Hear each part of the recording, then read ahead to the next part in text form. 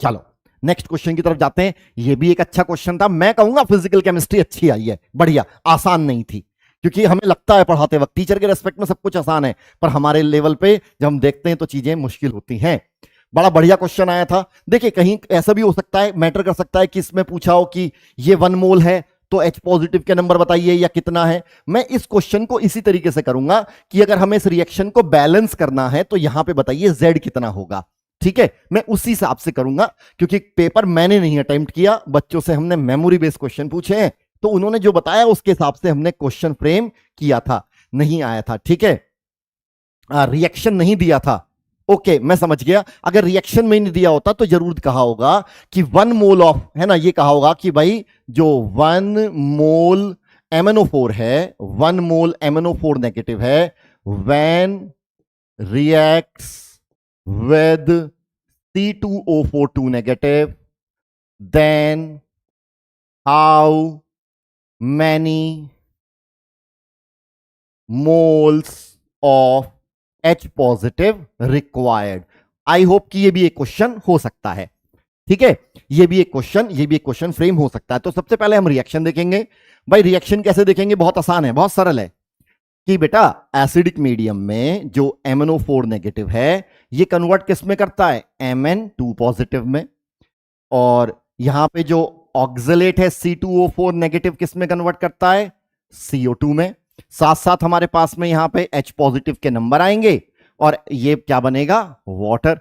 इसको बैलेंस करते हैं ऑक्सीडेशन नंबर के बेस पे। सर यहां पे ऑक्सीडेशन नंबर +7 है, यहां पे +2 है, तो इसका N फैक्टर कितना हुआ?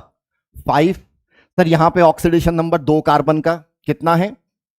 +3 इंटू 2 इज इक्वल टू +6, तो मुझे यहां भी 2 कार्बन लेना पड़ेगा। +4 इंटू 2 इज इक्वल टू +8। तो सर यहां से जाके यहां पे जाएंगे तो हमारे पास में N फैक्टर कितना आ जाएगा? 2। तो बेटा number of electron gain number of electron loss के बराबर करिए, क्रॉस मल्टीप्लाई करिए, यहां पे आ जाएगा 2 और यहां पे आ जाएगा 5। अगर ये 2 है ये 5 है तो यहां पे 2 आएगा और यहां पे आ जाएगा हमारे पास में 10। तो अब number of electron gain number of electron loss के बराबर कर दिए हैं। अब हम बैलेंस करेंगे चार्ज को। अब हम चार्ज को अगर बैलेंस करें तो मेरे बच्चों यहां पे आप देखिए H पॉजिटिव का चार्ज छोड़ देते हैं, ये चार्ज हमारे पास में कितना आ जाएगा? -2। और यहां पे आ जाएगा हमारे पास में कितना? -2 और -10। और ये आ जाएगा हमारे पास में +4, -12 और +4। तो मुझे यहां भी +4 करना है, तो मुझे यहां पे 16 H पॉजिटिव ऐड करूंगा तो चार्ज आ जाएगा। दूसरा एक तरीका क्या है? 16 H पॉजिटिव ऐड करने के बाद में यहां पे 8 H2O। अब फाइनल तरीका भी बैलेंस कर देखने का यह है कि क्या आपके नंबर ऑफ ऑक्सीजन बैलेंस है। यहां पे ऑक्सीजन हमारे पास में कितने आ गए? 8 और ये आ गया 28, और यहां पे कितने आ गए? 20 + 8 28। ये अब बैलेंस रिएक्शन है। अब इस पे कुछ भी पूछे तो मैं बता सकता था कि भाई नंबर ऑफ MnO4 के बैलेंस रिएक्शन में नंबर ऑफ MnO4 नेगेटिव कितने होंगे? 2, है ना। ये हमारे पास में C2O4 नेगेटिव ऑक्सिलेट कितने होंगे? 5।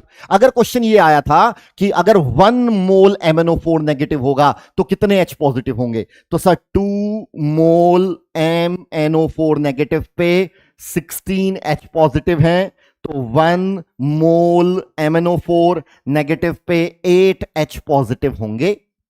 8 अगर ये क्वेश्चन आया था। ठीक है, चलिए बहुत बढ़िया, शाबाश बच्चों, बहुत बढ़िया। तो मैं उम्मीद करता हूं कि यार ये क्वेश्चन अच्छा था और इसको शॉर्ट में ही करना था। इसी तरह से हम करते हैं, इसी तरह से आपको पढ़ाया गया होगा। तो अगर मैंने क्या कहा मेरे बच्चों, अगर क्वेश्चन पूछा था आपसे 1 मोल तो इंटीजर टाइप था तो आंसर आएगा 8। आपसे अगर ऐसी रिएक्शन पूछी 2 मोल में तो आंसर आएगा आपके पास में 16। अब भाई इसमें सिली मिस्टेक होने का चांस होता है कि सर 1 मोल का पूछा था, हमने रिएक्शन कंप्लीट बैलेंस कर दी, 16 H पॉजिटिव आए, हम तो वहां पे 16 लिखी आए, तो हमारा क्या हो गया? गलत हो गया। ओके, डन डन, बहुत बढ़िया। देख लीजिए किस तरह से चीजें आई हैं, किस तरह से चीजें सॉल्व हो रही हैं। फिर हम आगे बढ़ते हैं। यार ये मोस्ट इजी क्वेश्चन, मतलब इससे आसान, ये मैं कहता हूं अभी तक तो डिफिकल्ट क्वेश्चन देखने को मिल रहे हैं थोड़े से, पर ये वाला क्वेश्चन बिल्कुल आसान। इनऑर्गेनिक केमिस्ट्री कह लो या फिजिकल कह लो, क्वांटम नंबर से क्वेश्चन आया है और हमसे पूछ रहा है पोटेशियम